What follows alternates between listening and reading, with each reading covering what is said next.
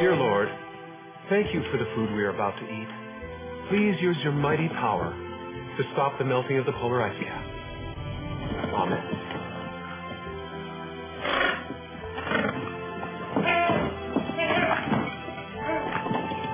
Could you pass the salt? Okay. Hi, Manny. How are you? Hi, Mr. Scott. How are you? I'm good. That's great. Congratulations on the film, by the way. Thank you very much. Now, who's with you? This is Charlie and Slim. Oh, they're so adorable. Now, Mr. Scott, how did you get corralled into working on Mr. Popper's penguins? Oh, it's not. I volunteered. I was not corralled at all. I was volunteered. Yeah, now you are the animal trainer du jour in all of the animal-themed movies in Hollywood. How did you become an animal trainer? Well, it was one of those things where you're kind of just standing in the right place at the right time, and I just kept working real hard, and the next thing you know, you're training animals for movies. Yeah, well, the cardinal rule in movies is that, never ever work with animals, yet you are the animal trainer. How hard is it to do that? Well, I think it's come a long way since those words were said, and it's our job as animal trainers to kind of put that myth or debunk that myth, so to speak. Yeah, we work really hard so that the animals look very natural, and it's like a pride thing for us. Like for Mr. Popper's penguins, for example, how did you have to bond with the penguins, obviously, right, in the beginning?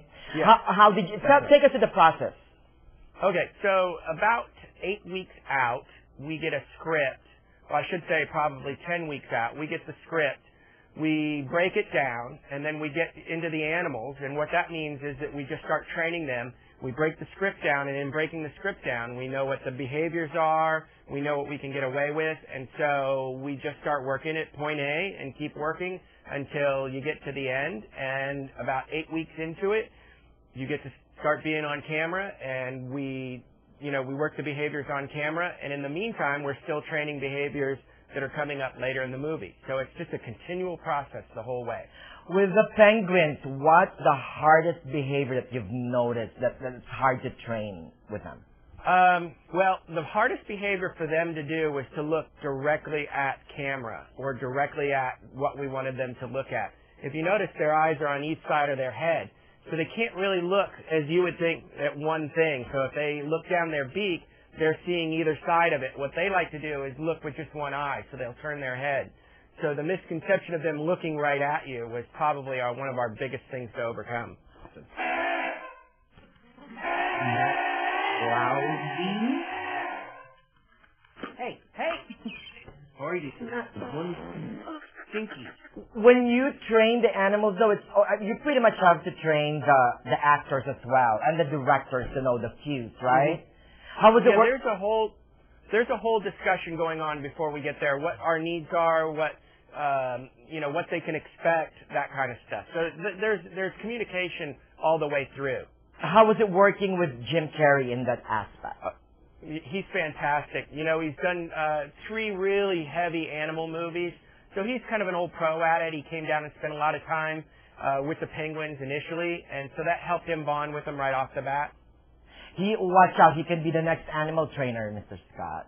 Yeah, I don't think he wants our job. Right. Now, of all the animals that you've trained, which ones are the most easiest one to work with?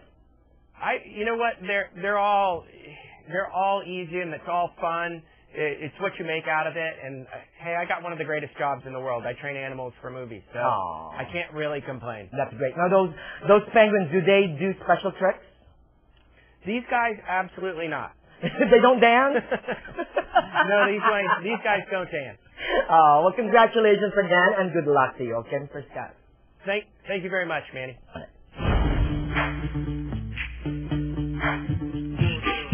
And shuffle ball step, shuffle ball lunge. Step ball change, step ball change, step ball change. Word. Word to your mother.